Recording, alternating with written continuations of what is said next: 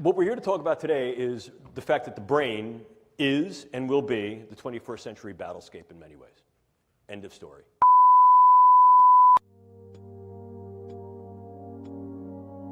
You will encounter some form of neurocognitive science that has been weaponized not only in your military career, but in your personal and professional lives. It is valid, valuable, and already in operational play. The brain is the current and future battle space. What's new about this is the in-close nature of this. Increasingly, we're not seeing these things as weapons of mass destruction against gross aspects of the population. More specifically, perhaps, might be targeting individuals on a level that allows either direct attribution or covert engagement with non-attribution. If we talk about what brain science is, let me just give you a little bit of brief background on this field that is now called neuroscience. As a titular field, as a named field, neuroscience has only been in existence for 40 years. I know that because I've been a neuroscientist for about 38 of those 40 years. Increasingly, it is becoming an international, multinational, global, and independently exercised event and endeavor, which increases the capability of the brain sciences to develop not only new theories, but ever more sophisticated tools. So, how then can we use these elements as weapons? Means of contending against others. Formal definition of a weapon, probably the one that you've heard about most recently, most contemporaneously in the literature, is the possibility to use some form of directed energy to affect physiology peripherally and also to affect the physiology and health of the brain.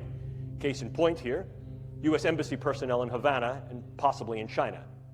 Clearly, one of the things we can also do is transcranial neuromodulation, the idea of going through the skull to modulate the node and network activity of the brain, to implant certain brain-machine interfaces. These are many of the DARPA programs that you may hear of now. Probably the one that is most notorious is something called the N3 program, which is the non-invasive neurosurgical neuromodulation program being run by their program manager, Dr. Al Mundi. The idea here is to put minimal-sized electrodes in a network within a brain through only minimal intervention to be able to read and write into the brain function in real time, remotely. And then, of course, you also have the things that are a little bit more traditional. If we talk about things that can be operable in the biochemical space, we ordinarily talk about drugs, bugs, toxins, and ever more, we're considering devices. I can disrupt an individual from the level of their cell to their system, and disrupt individuals on a variety of levels, from individuals all the way up to the social fabric. Target a specific individual, change or eliminate that individual with very little attribution and trace, and be able to leave prior to any attribution. Drugs can be exceedingly specific, and as I'll show you in a moment, can be very, very much used to individualize weaponology in terms of what we call precision pathology or precision effect. And by affecting the way that brain is built and the way it functions, influence in ways that are kinetic and non-kinetic the attitudes, beliefs, thoughts, emotions, activities. Look at the power that understanding, tools, and techniques of the brain sciences afford. We also see the use of biodata as a viable weapon. Manipulating biodata so that I can then put into your particular medical records subtle information that may change the disposition of whether you're sick or not, change how you're treated, influence the postures that go to you in terms of insurance, care, viability for military service. By altering that information, by changing those data, by purloining those data, I essentially change the you of you. And I can do that in very subtle and insidious ways. Furthermore, I can do that on a variety of different levels that can affect key individuals so that in fact your medical record changes to thereby render you incapable or at least invalid to be able to serve in a way you're serving. Or I can do that on a much larger scale. Groups, populations. And if I change those data, I change the way you're being regarded and treated. And I can do that in one of two ways.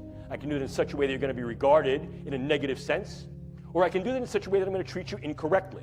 If I say, for example, you have a particular allergy or you have a particular disorder, you will be treated for that, and that could then harm your health and your stability in both a short wars approach as well as a long wars approach. One of the newest developments is that nanoparticulate matter can be stabilized for distribution. If you're not aware of what nanoparticulate matter is, it's that matter which exists on a scale of 1 × 10⁹ very, very small, smaller than a cell. And we can manufacture materials that have discrete properties that can be controlled by virtue of bioengineering and their physical chemistry. I can create small robotic units, controllable robotic units at the nanoscale, and that these too can be aerosolized to create a nanoswarm of biopenetrable materials that you cannot see, that can penetrate all but the most robust, biochemical filters that are able to integrate themselves through a variety of membranes, mucous membranes, and wherever, mouth, nose, ears, eyes, can be then uptaken into the vascular system to create clumping, can affect the vascular system of the brain, or can directly diffuse into the brain space, and these can be weaponized. And they can be done in such a level that their presence is almost impossible to detect, and as such, the attribution becomes exceedingly difficult to demonstrate. We've come to the precarious position of opening the proverbial can of worms of if, how, in what ways, to what extent, and when these techniques and technologies will be used in weaponized intelligence and national security agenda. Are civilian ethics even viable any longer? And if we engage military ethics, what military ethical principles will we engage? How much of this material would I need? Take a look. This is the front of my pen. This amount of nanomaterial, if be able to maintain and sustain with regard to its deliverability and aerosolization, could in fact affect all of you, or based upon where I come from, New York City, all yous. Look at this. Look at this. I'm carrying that material. Would you see it? Would I have to lug a giant weapon into the room? No, I wouldn't. And what if, in fact, I utilized some form of an unmanned aerial device or unmanned ground device as a delivery vehicle? Something like a drone or a bug. Could I do something with that?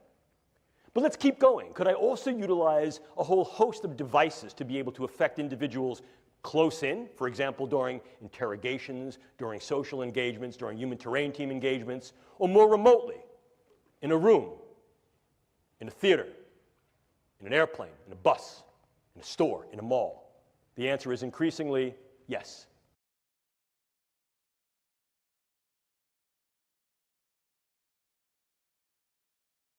But in the future, every square inch of every city will be alive with intelligence. Because every street and every building will have a network of microcomputers built right into them. Dr. Chris Pister calls it smart dust. A smart dust particle, or mote, is a wireless sensor with sensing, computation, communication, and power in one package. These all-in-one microcomputers will be small, very small. The size of a mote today is about the size of a grain of rice.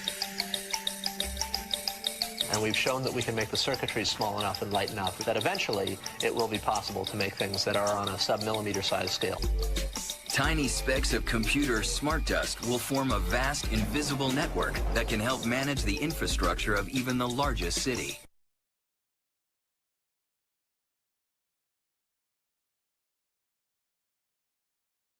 Smart cities in the future will take this low-power, inexpensive, small technology and basically distribute it everywhere.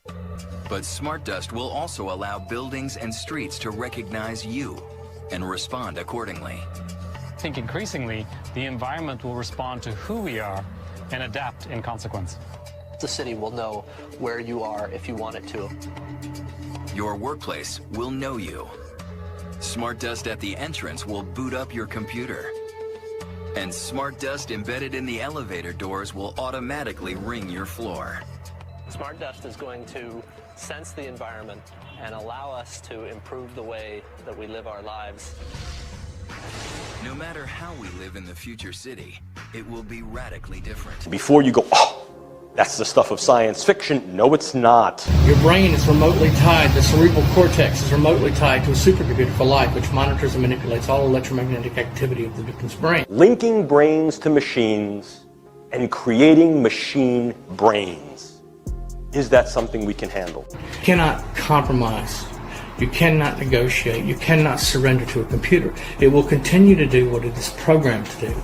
Linking brains to the internet and data clouds that make an unlimited amount of information available to us all the time. It's called the information injection feedback loop. It's bidirectional, so they can upload, download at the speed of light. The system can, the supercomputer can. This information injection feedback loop, this neural link between the victim's brain and the supercomputer. A machine that has cognitive capability and emotional capability. Literally uses the first person singular I and tells us how it feels. A real, live, breathing, sensitive, and responsive entity, just like Pinocchio becomes a boy. If I stood before you 3 years ago and I told you this, I'd be like, here's science fiction that should start out with once upon a time. not science fiction anymore.